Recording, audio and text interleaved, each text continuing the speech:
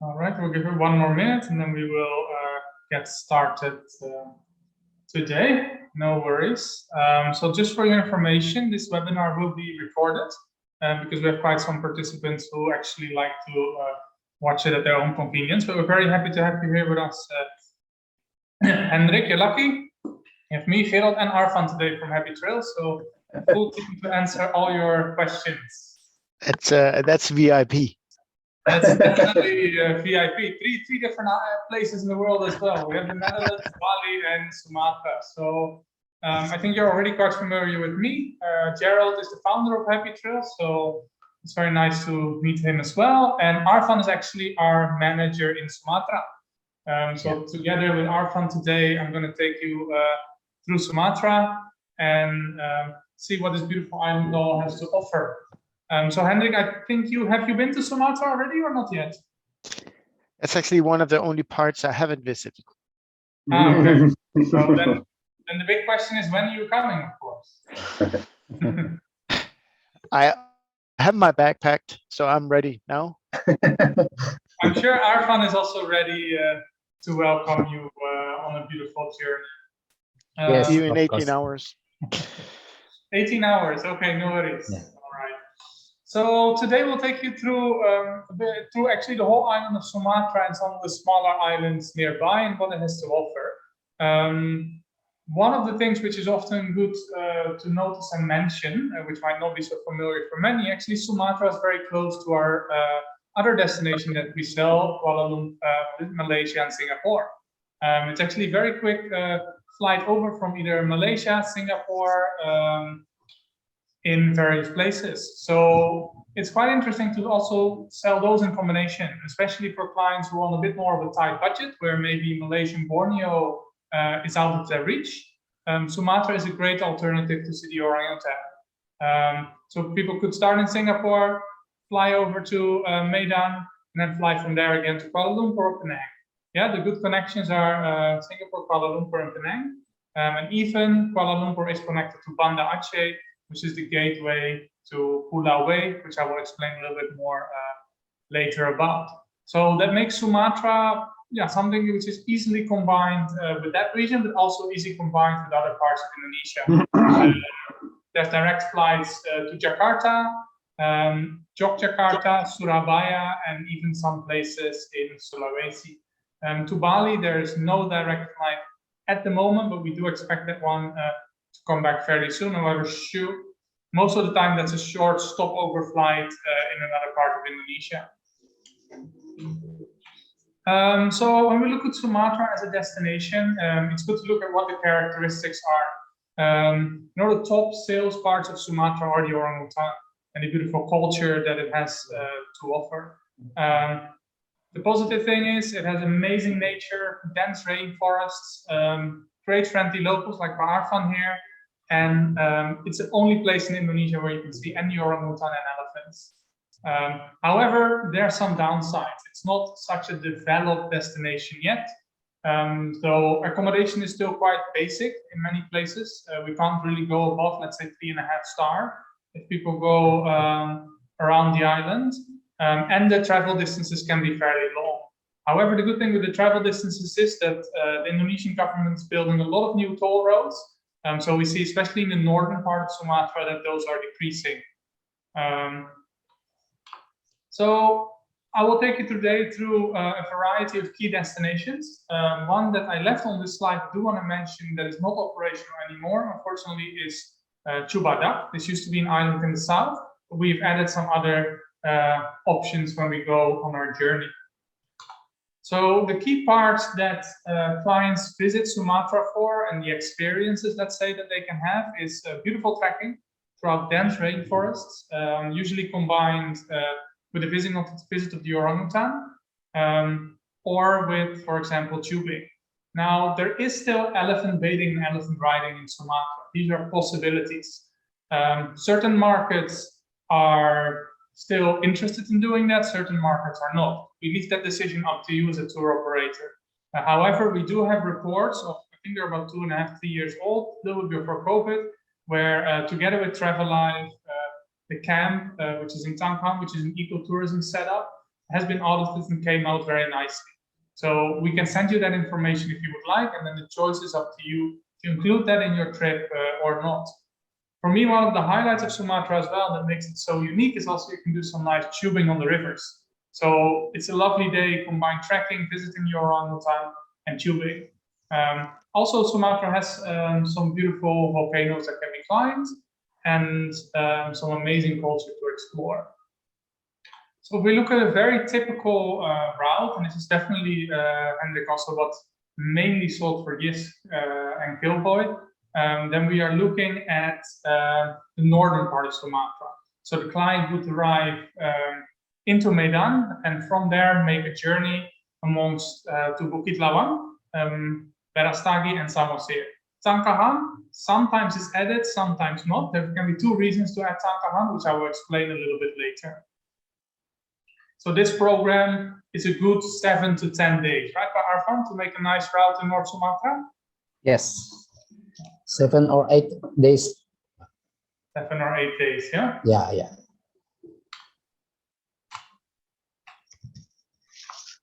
So maybe Arfan, as this is your home city, you can explain a little bit about what people can see and do in Medan.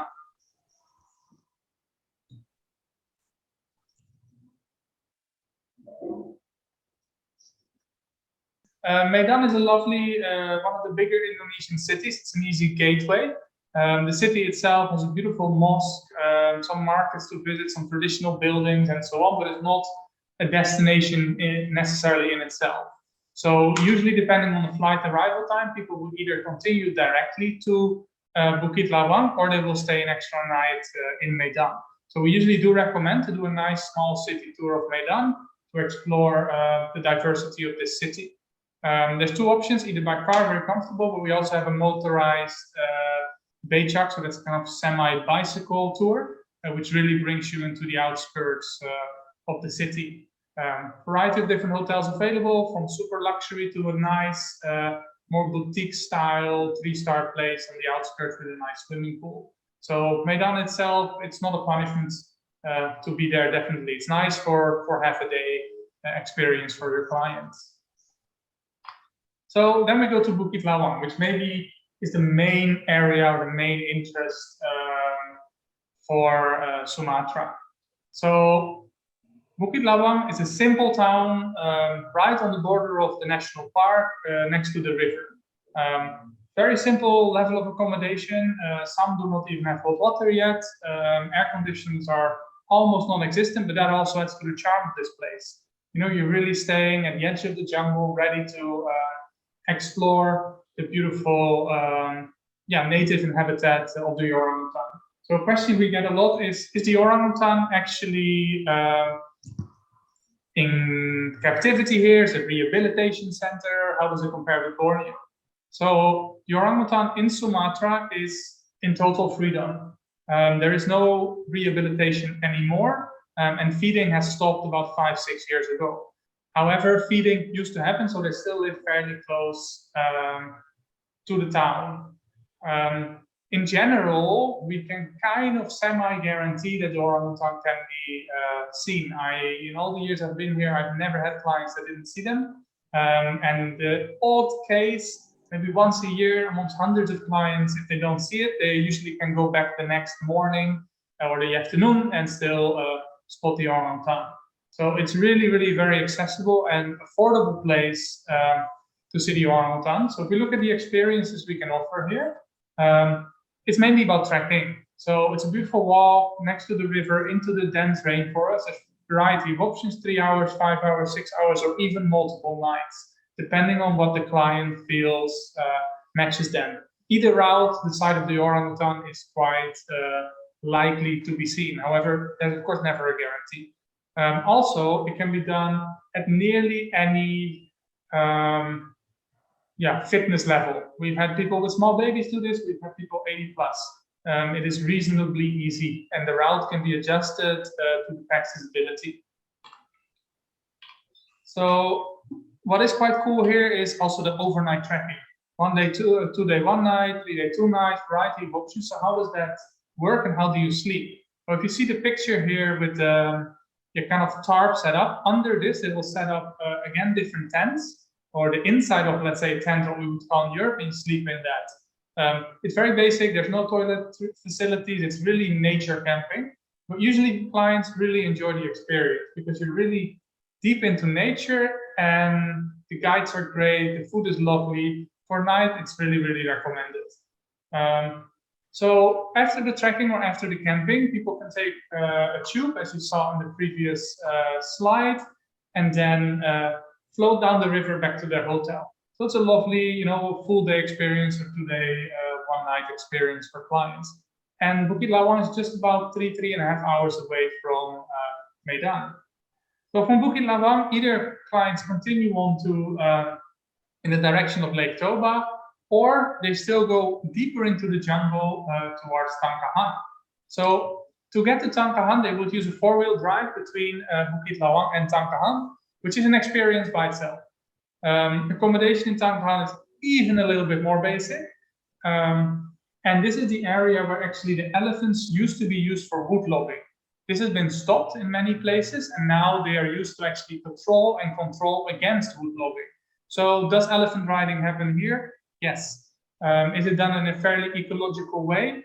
Yes. Have we had it audited by TravelLife? Yes. So we don't actively promote it. It's really up to the tour operator to decide to include it or not, but it is probably in Indonesia the one and only place where it's done from a not a very commercial standpoint, in a very ecological and in their native habitat. To see elephants there in the wild, it's not going to happen. It will be in the organized area, but we have a lot of clients as well visiting this area just to go for another dense and deep jungle trekking and do some beautiful tubing. So clients don't necessarily need to interact with the elephant component of this destination. So from Tangkahan, usually people will make their way in the direction of Lake Toba. Either from Bukit Lawang or Tangkahan, it is possible to reach Lake Toba in a day, but it's a very, very long drive. So we usually recommend to stay 1 night in the town in the hills called Berastagi. There's a beautiful fruit market, there's nice places to visit on the way, so it makes the trip a bit more complete. In Berastagi the next morning, people can climb the Sibayak volcano for sunrise. So it adds another component to the trip, jungle, volcano, culture.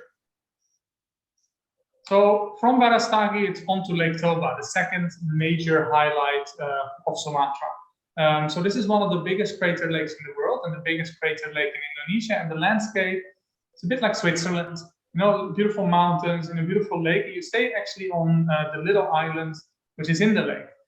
Nice accommodation, about 3.5 stars with swimming pools and so on. And for a day trip, the car does usually not join to the island. So you go by boat, you'll be dropped off directly at the jetty of your accommodation. And for a day trip, clients can either do a four-wheel drive experience or a beautiful cycling tour. There's also traditional dances, traditional houses to be visited, even small cruise around the island. So definitely worth it to stay, 3 days, 2 nights, 4 days, 3 nights. It's really okay. It's also a place to relax and read a book and enjoy the beautiful nature that you are in. So that makes a nice little round trip over North Sumatra, and that's definitely by far the most sold and popular route. Again, this is not a very developed tourism destination, so there will not be any mass tourism. However, Bukit Lawang and Lake Toba are popular with domestic tourists, so it's always good to keep in mind to avoid the weekends where feasible. So as you can see here, a boat and cycling experience, beautiful boat ride, cycling through the rice fields, seeing some traditional villages, and it's even possible to see a small dance. However, the dance is kind of as any tourist dance, it's a little bit of a show. So a new option which we are developing, actually Gerald is going there, I think in 2.5 weeks, Gerald, is it? It's the Banyak Islands. So the Banyak Islands is a little group of islands just off the coast of Singkil, also in North Sumatra, which can be combined into this route. So how it works is you go from Berastagi, you drive all the way to Singkil. In Singkil, it is too long, that drive, about 4 or 5 hours to directly connect onto the island and catch the ferry. So you would stay 1 night in Singkil, In simple accommodation, as you see here, but clean, and yeah, it's a nice place also to relax for about a few hours before you sleep, and the next morning catch your ferry over. And then you go to the Banyak Islands for a few days. These are beautiful bounty-style islands, snorkeling, very basic accommodation, 2 and 3 stars, no air conditioner, stuff like that. Is really, really what you expect of a tropical island. So stay 4 days, 3 nights, 3 days, 2 nights there, and from there you can actually go in the same day to Samosir. So then your route would become, for example, you go from Medan to the orangutan in Bukit Lawang, make your way to Balestagi, climb the Siboyak volcano, drive over to Singkil, enjoy a relaxing afternoon.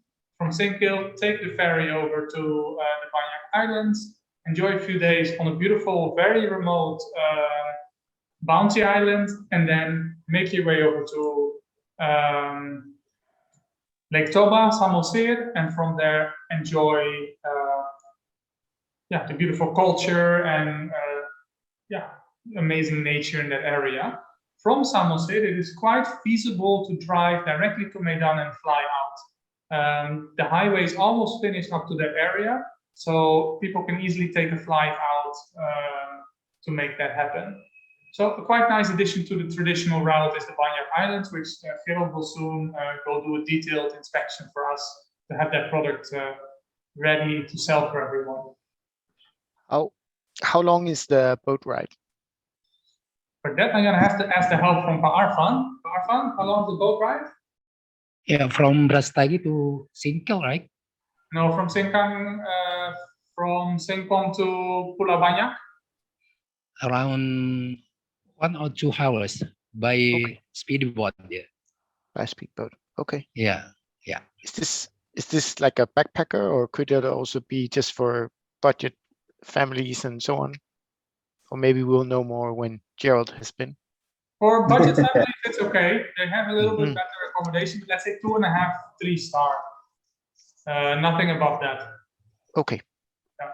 And are there diving shops out there, or is it mainly snorkeling?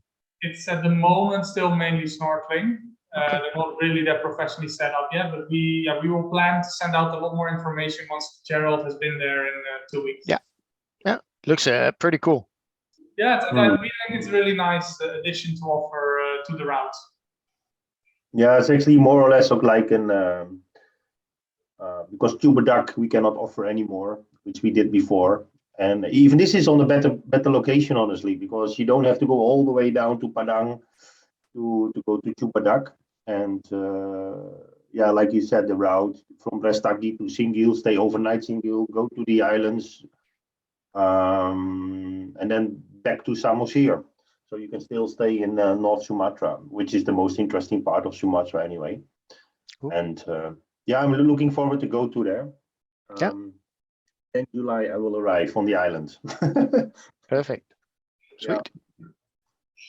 All right. So then, from the Banyak Islands, after Samosir, there's 2 choices, right? Continue up towards Medan and fly out, or make the journey a little bit further south to Padang. So just to give you also a little bit of an indication, for that, there's definitely some quite long driving times. So we really recommend that for a bit more experienced traveler, the traveler who is looking for really in-depth view of Sumatra. We sell it quite a bit, but I don't recommend it, for example, for family with small children or backpackers who are more after highlights. So as you see here, from Samosir, you would drive to Sipirok or Padang Sidempuan, which is in this region. This is really a quick stopover, not so much to do to make your way onto the area of Bukit Tinggi and Padang. And there's a lot to do there, and that's quite nice. So maybe either Gerald or Arfan wants to give a little bit of an update on Sipirok, what we can do there. Well, I've been staying there overnight a few times. So Sipirok, either Padang Sidempuan, indeed, depending on which hotel we can offer. But the pictures you see here from the hotel, it looks very nice, but it's pretty basic actually. And the pool is normally, there's no water inside, so don't expect a nice hotel with a pool. It's simply a stopover really, because it's an 8-hour drive. I mean, and it actually takes the whole day to get there actually. So there's not much. You're happy, you arrive, you drink something, you have dinner, you go to sleep, and the next day you go for another 10 hours to Bukit Tinggi. So there's not much else there. Nothing more than just a stay overnight to continue your journey to Bukit Tinggi. Yeah. So then once you arrive in Bukit Tinggi, which is, let's say, the highlight of this area, you pass the equator, which is quite a nice little place to stop. But there's some beautiful trekkings here, nice villages, traditional culture, and so on to visit. And one of the highlights there is also the Harau Valley. So it's a beautiful valley where you can do 2-day, 1-night trekking and stay with the locals, you know, live in a kind of local homestay, cook with them together, and so on. So this is really a more off the beaten path experience in the little bit more southern part of Sumatra. It's not fully south yet, but from there, from Padang, you can easily fly on to all other places in Indonesia, actually. Before, indeed, we used to have Chubadak Island here, which made it a nice combination with an island stay, but unfortunately that resort has closed down. So this is really an area people stay 2 or 3 nights, sometimes 4 nights, and go with the car for day trips, or do some trekking in the Harau Valley and stay with the locals with a beautiful cooking experience. So those are, let's say, that's the main route you can do along Sumatra, but there's still one place we haven't really touched on yet, which is quite popular, actually, all the way on the other side of the island, one of the most northern points of the Indonesian archipelago, and that's Pulau Way, a very nice little island just off the coast of Banda Aceh. Banda Aceh is easily connected with flights from Kuala Lumpur and from Jakarta. Pulau Way is very popular for beautiful diving, snorkeling. It's a bit of a bigger island, so it's not a very small bounty island. It has even a small airstrip, which they used to fly once or twice a week from Medan on. But it's a really nice escape for people looking something for more off the beaten track.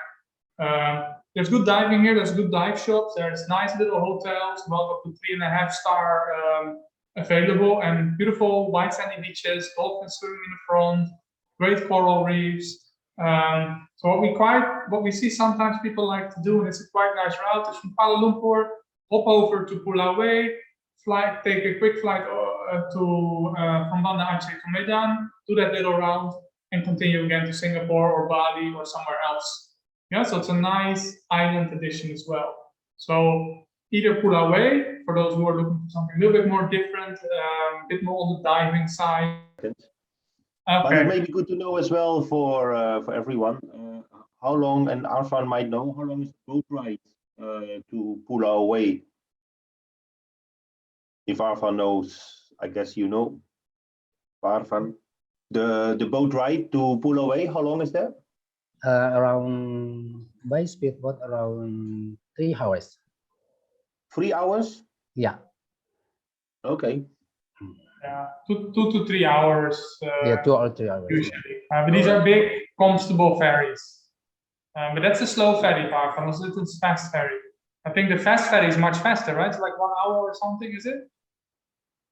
Yeah.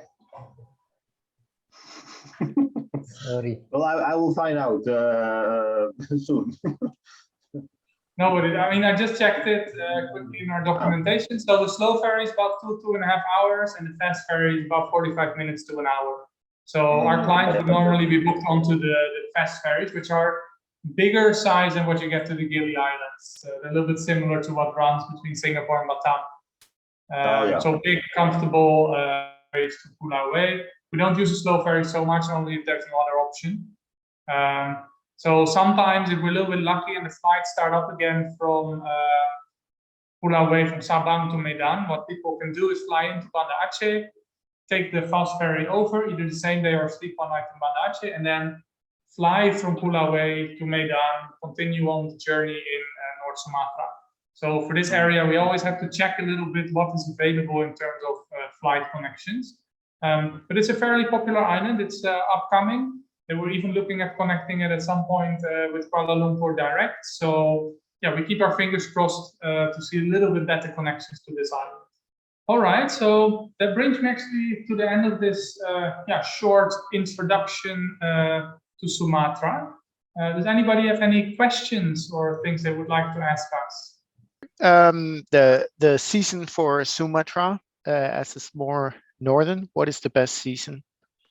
It's still actually fairly similar to Bali in that sense. Okay. Yeah. Okay. So it follows almost the same line as Bali, Java, and so on. Yeah, it can be a little bit more rainy. Yeah, that's what I especially thought. Bukit Lawang, Tangkahan. But that's definitely adds to the adventure factor there. No, I just want maybe comments about one of the first slides that you showed that that there is a connection from Kuala Lumpur to go to Pulau A, for example, and then it says the connection is via Jakarta. Well, I think it would be more logic to fly via Medan. You see here that one. Sorry, here you see remark via Jakarta. So I guess from Banda Aceh to Kuala Lumpur, vice versa, might be via Medan instead of Jakarta.